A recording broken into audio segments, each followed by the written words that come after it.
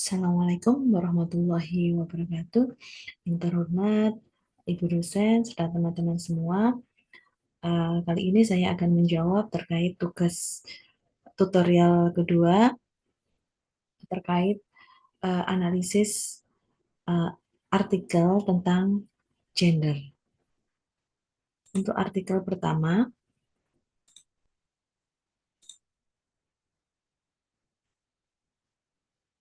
saya eh, mengambil artikel dengan judul Perspektif Gender dalam Penentuan Pengurus Kelas di Sekolah Dasar, yang ditulis oleh Danang Prasetyo dari Universitas PGRI Adibuana Surabaya, yang diterbitkan dalam Jurnal Pendidikan Dasar pada Mei 2020, dan artikel ini terbit pada Sinta 4. Artikel ini membahas pentingnya penerapan pengaras utama gender dalam pendidikan dasar, khususnya dalam pemilihan pengurus kelas, seperti ketua kelas dan sekretaris. Penulis menyoroti bahwa meskipun Indonesia telah sepakat dengan UNESCO untuk menghapus disparitas gender dalam pendidikan dasar sejak tahun 2025, banyak sekolah di Indonesia yang belum sepenuhnya mengimplementasikan hal ini. Dalam kenyataannya, masih ada stereotip gender yang menganggap bahwa ketua kelas harus dijabat oleh siswa laki-laki dan sekretaris oleh siswa perempuan. Padahal tidak ada hubungan langsung antara jenis kelamin dengan kemampuan untuk memimpin atau menjalankan tugas administrasi tersebut. Oleh karena itu, penulis menekankan peran penting guru untuk memberikan kesempatan yang sama bagi semua siswa, baik laki-laki maupun perempuan, untuk memegang posisi-posisi tersebut sesuai dengan potensi dan bakat masing-masing. Selain itu, orang tua juga memiliki peran penting dalam mendidik anak-anak mereka di rumah untuk memahami kesetaraan gender dan menghindari pembagian peran yang membatasi potensi anak-anak. Penulis menyimpulkan bahwa pendidikan yang mengedepankan kesetaraan gender dapat menciptakan generasi yang lebih adil dan terbuka, di mana semua anak memiliki kesempatan yang sama untuk berkembang tanpa terbebani oleh stereotip atau norma sosial yang kaku. Selanjutnya, terkait kaitannya dengan saya mengajar, artikel tersebut sangat relevan dengan pengalaman saya mengajar di SDN Mangkujayan. Sebagai seorang guru, saya sering melihat bagaimana stereotip gender masih mempengaruhi pemilihan posisi pengurus kelas, seperti ketua kelas yang masih uh, mempengaruhi ketua kelas harus laki-laki dan wakilnya baru perempuan.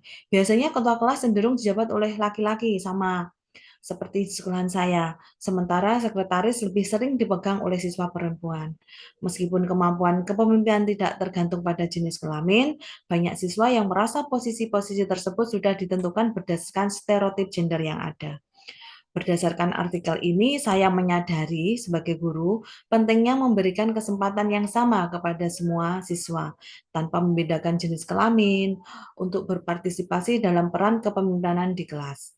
Saya telah mulai lebih aktif dalam mengubah cara pemilihan pengurus kelas di sekolah dengan mengedepankan potensi individu, bukan hanya mengandalkan norma sosial yang ada. Selain itu, saya juga berusaha untuk memberikan contoh pada siswa bahwa perempuan pun memiliki kemampuan untuk memimpin dan laki-laki bisa lebih peka terhadap tugas-tugas administratif. Sebagai guru, saya merasa bahwa dengan melibatkan orang tua dalam proses ini, mereka juga dapat membantu memperkuat pemahaman tentang kesetaraan gender di rumah, sehingga siswa dapat tumbuh dengan perspektif yang lebih adil dan terbuka. Artikel ini mengingatkan saya bahwa kesetaraan gender dalam pendidikan dasar adalah langkah penting dalam menciptakan generasi yang lebih inklusif dan tidak terikat oleh stereotip yang membatasi potensi setiap individu. Selanjutnya, untuk artikel kedua terkait eh, gender, tapi sebentar,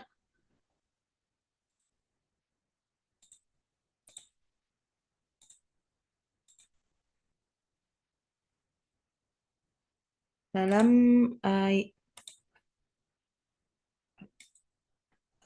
artikel yang kedua saya menemukan di Scopus dengan judul Implementation and Problem of Education Based of Gender Equality, Disability and Social Inclusion at School in Indonesia, karya Evi Muafiah Susanto dan kawan-kawan. Artikel ini terbit pada 25 Februari 2025 dan terindeks sebagai Scopus. Maaf, saya share.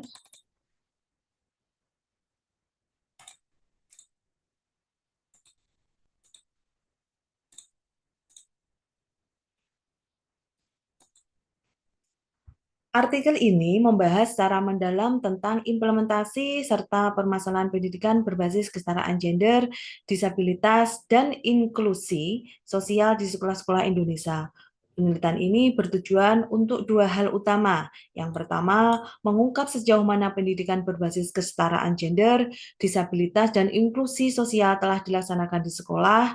Dan kedua, mengidentifikasi berbagai masalah yang dihadapi guru dalam menerapkan prinsip-prinsip tersebut di dalam proses belajar mengajar. Penelitian ini juga menggunakan metode campuran dengan pendekatan explanatory sequential. Data kuantitatif diperoleh melalui survei terhadap 315 guru sekolah dasar dan menengah di Indonesia menggunakan kuesioner berbasis indikator kesetaraan gender, disabilitas, dan inklusi sosial. Sementara itu, data kualitatif dikumpulkan melalui observasi lapangan dan wawancara mendalam terhadap 30 guru yang dipilih secara purposif. Analisis data kuantitatif dilakukan secara deskriptif menggunakan rata-rata, standar deviasi, dan kategori tingkat implementasi. Sedangkan data kualitatif dianalisis menggunakan model interaktif Mills dan Huberman yang mencakup reduksi data, penyajian data, serta penarikan kesimpulan. Hasil penelitian menunjukkan bahwa tingkat implementasi pendidikan berbasis kesetaraan gender, disabilitas, dan inklusi sosial di sekolah Indonesia berada dalam kategori sedang dengan skor rata-rata 3,216. Meskipun beberapa sekolah telah menunjukkan komitmen dalam upaya inklusif, seperti menghilangkan stereotip gender dalam kurikulum dan menyediakan akomodasi untuk siswa berkebutuhan khusus, tantangan signifikan masih banyak ditemukan. Permasalahan utama yang dihadapi guru dalam pengimplementasikan pendidikan berbasis ini, terutama terhadap guru perempuan dalam hal pendidikan inklusif. Untuk siswa penyandang disabilitas, guru mengeluhkan kurangnya pengetahuan dan keterampilan dalam menghadapi kebutuhan siswa disabilitas, keterbatasan fasilitas dan teknologi bantu, serta kesulitan dalam menyesuaikan metode pembelajaran agar sesuai dengan kebutuhan beragam siswa. Adapun dalam aspek inklusi sosial, masalah yang dihadapi meliputi prasangka sosial, ketidakadilan sosial, serta keterbatasan sumber daya dan dukungan yang seharusnya disediakan sekolah. Secara keseluruhan, artikel ini menekankan bahwa meskipun telah terdapat usaha ke arah pendidikan yang lebih inklusif di Indonesia, implementasinya masih belum optimal. Oleh karena itu, diperlukan langkah-langkah konkret seperti memperkuat pelatihan guru tentang pendidikan berbasis inklusi dan kesetaraan gender, mengembangkan kurikulum yang lebih responsif terhadap keragaman sosial dan kebutuhan disabilitas, serta memperbaiki ketersediaan fasilitas pendidikan yang mendukung semua siswa tanpa diskriminasi. Selain itu, perubahan budaya sosial dalam masyarakat juga sangat diperlukan untuk mendukung upaya ini secara berkelanjutan. Selanjutnya, kaitan dengan isi modul MPDR 5302, dalam artikel tersebut dijelaskan bahwa pendidikan Indonesia masih menghadapi tantangan besar dalam pengimplementasian prinsip kesetaraan gender, disabilitas, dan inklusi sosial.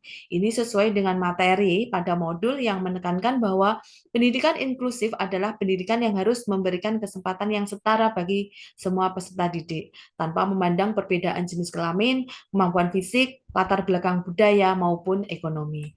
Modul ini juga mengajarkan bahwa penghapusan diskriminasi dan stereotip dalam pendidikan adalah fondasi utama dalam menciptakan masyarakat yang adil dan beradab, nilai yang sama seperti yang dikatakan pada artikel tersebut.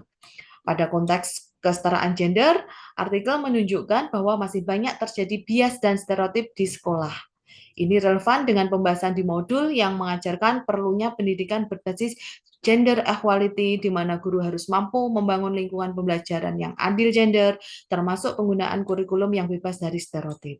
Pada aspek pendidikan untuk siswa penyandang disabilitas, artikel mengungkapkan bahwa guru sering kali mengalami kesulitan karena kurangnya pelatihan dan fasilitas pendukung. Hal ini terkait dengan modul bahwa pendidikan inklusif harus disertai dengan adaptasi kurikulum, pemberian akomodasi wajar, serta pelatihan profesional kepada guru agar mampu memenuhi kebutuhan belajar secara semua anak, termasuk anak-anak berkebutuhan khusus. Sedangkan dalam aspek inklusi sosial, artikel mencatat adanya diskriminasi sosial dan kurangnya dukungan terhadap siswa dari kelompok marginal. Hal ini berhubungan langsung dengan topik dalam modul tentang pentingnya pendidikan multikultural, yaitu pendidikan yang menghargai keberagaman budaya, sosial, ekonomi, dan agama, serta mendorong keadilan sosial di lingkungan sekolah. Modul juga menekankan bahwa guru harus mengembangkan kepekaan budaya dan menghargai perbedaan untuk semua siswa sesuai dengan untuk menjadikan rekomendasi dalam artikel. Jadi dalam artikel ini memperkuat pemahaman bahwa pendidikan inklusif dan multikultural bukan hanya tentang menerima semua siswa di ruang kelas, tetapi juga tentang melakukan perubahan struktural, kultural, dan pedagogis di sekolah. Sebagaimana ditekankan pada prinsip-prinsip yang dipelajari pada modul MPDR 5302, implementasi ini membutuhkan kolaborasi, kesadaran kritis, dukungan kebijakan, dan peningkatan kapasitas guru dalam hal keterampilan, mengelola keberagaman, dan menghapus ketidakadilan dalam pendidikan. Demikian jawaban dari saya. Terima kasih. Assalamualaikum warahmatullahi wabarakatuh.